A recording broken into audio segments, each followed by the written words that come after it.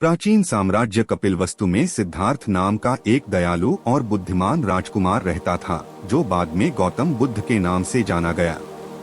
विलासिता में पले बढ़े और सुख सुविधाओं से घिरे रहने के बावजूद सिद्धार्थ को अपने भीतर असंतोष की गहरी भावना महसूस होती थी। वह अपने चारों ओर देखी गई पीड़ा से परेशान थे। गरीबी, बीमारी और बुढ़ापे और मृत्यु की अपरिहार्य प्रकृति। एक दिन जब सिद्धार्थ शाही उद्यानों में टहल रहे थे, तो उनका सामना एक घायल हंस से हुआ। बेचारा प्राणी दर्द में था और जीवित रहने के लिए संघर्ष कर रहा था। सिद्धार्थ का हृदय पीड़ित पक्षी के प्रति करुणा से भर गया और उन्होंने उसकी सहायता करने का प्रयास किया। हालांकि महल का माली अपने पौधों को परेशान करने के कारण हंसों के प्रति क्रोध और आक्रोश से व्याकुल होकर उनकी ओर दौड़ा और घायल हंस पर छड़ी से प्रहार किया, जिससे वह तुरंत मर गया। क्रूरता और क्रोध के इस कृत्य को देखकर सिद्धार्थ पर गहरा प्रभाव पड़ा। उन्होंने महसूस किया कि क्रोध और घृणा विनाशकारी शक्तियां हैं, जो न केवल दूसरों को बल्कि स्वयं को भी कष्ट पहुंचाती हैं। उन्होंने समझा कि इन नकारात्मक भावनाओं ने किसी के निर्णय को धूमिल कर दिया और ऐसे कार्यों को जन्म दिया जो हानिकारक और खेदजनक थे। क्रोध पर विजय पाने और आंतरिक शांति विकसित करने का तरीका खोजने के लिए दृढ़ संकल्पित सिद्धार्थ ने आध्यात्मिक यात्रा शुरू की। उन्होंने अपने आलीशान महल, अपनी प्यारी पत्नी यशोधरा और अपने नवजात बेटे राहुल को पीछे छोड़ते हुए अपना शाही जीवन त्याग दिया। वह कठोर ध्यान और आत्मानुशासन के माध्यम से आत्मज्ञान की तलाश में घूमते हुए एक तपस्वी बन गए। वर्षों तक सिद्धार्थ एक स्थान से दूसरे स्थान पर घूमते रहे, विभिन्न आध्यात्मिक शिक्षकों से मार्गदर्शन प्राप्त करते रहे और गहन तप साधना में लगे रहे।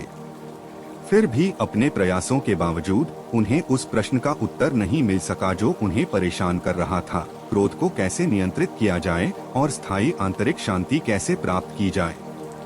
अंत में सिद्धार्थ ने बोधगया शहर के पास एक बोधि वृक्ष के नीचे बैठकर तब तक ध्यान करने का फैसला किया जब तक कि उन्हें वह सत्य नहीं मिल गया जिसकी उन्हें तलाश थी। उन्होंने संकल्प लिया कि जब तक उन्हें ज्ञान प्राप्त नहीं हो जाता तब तक वह अपनी सीट से नहीं उठेंगे। दिन और रात तक सिद्धार्थ गहरे ध्यान में बैठे रहे और क्रोध, प्रलोभन और संदेह सहित अपने आंतरिक राक्षसों से लड़ते रहे। वैसाख की पूर्णिमा की रात को सिद्धार्थ को एक गहन और परिवर्तनकारी एहसास का अनुभव हुआ। उन्होंने आत्मज्ञान प्राप्त किया और गौतम बुद्ध जागृत व्यक्ति बन गए। उन्होंने 4 आर्य सत्य और अष्टांगिक मार्ग की खोज की थी, जिसने बौद्ध धर्म की नींव रखी। गौतम बुद्ध के ज्ञानोदय का क्रोध के बारे में उनकी समझ पर गहरा प्रभाव पड़ा। उन्होंने माना कि क्रोध आसक्ति, इच्छाओं और अधूरी अपेक्षाओं से उत्पन्न होता है। उन्होंने समझा कि करुणा, सचेतनता और आत्मजागरूकता पैदा करके क्रोध पर काबू पाया जा सकता है। उत्सवों पर आवेगपूर्ण प्रतिक्रिया करने के बजाय व्यक्ति समझदारी और धैर्य से जवाब दे सकता है। ज्ञान प्राप्त करने के बाद गौतम बुद्ध ने अपना जीवन अपनी शिक्षाओं को दूसरों के साथ साझा करने के लिए समर्पित कर दिया। उन्होंने करुणा, शांति और अहिंसा का संदेश फैलाते हुए पूरे भारतीय उपमहाद्वीप की यात्रा की। उन्होंने अपने अनुयायियों को क्रोध और उसके हानिकारक प्रभावों पर काबू पाने के लिए ध्यान का अभ्यास करने और प्यार और समझ विकसित करने के लिए प्रोत्साहित किया। क्रोध पर गौतम बुद्ध की प्रसिद्ध शिक्षाओं में से एक 2 तीर की कहानी थी। उन्होंने बताया कि जब हम दर्द या पीड़ा, पहला तीर का अनुभव करते हैं तो यह स्वाभाविक है। हालांकि दूसरा तीर वह है जिसे हम क्रोध, घृणा या आत्महत्या के साथ प्रतिक्रिया करके खुद पर मारते हैं। गौतम बुद्ध ने दूसरे तीर को हमारे दिल और दिमाग में जड़ें न जमाने देने के महत्व पर जोर दिया, क्योंकि यह केवल दुख बढ़ाता है। अपने पूरे जीवन में गौतम बुद्ध ने विपरीत परिस्थितियों में भी महान धैर्य और करुणा का प्रदर्शन किया।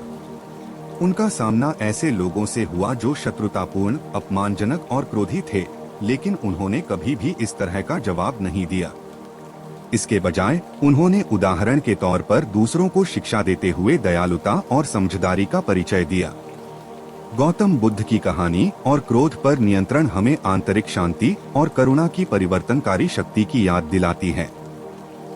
सचेतनता और आत्म जागरूकता का अभ्यास करके हम चुनौतीपूर्ण परिस्थितियों का शांति और बुद्धिमत्ता से जवाब देने की क्षमता विकसित कर सकते हैं।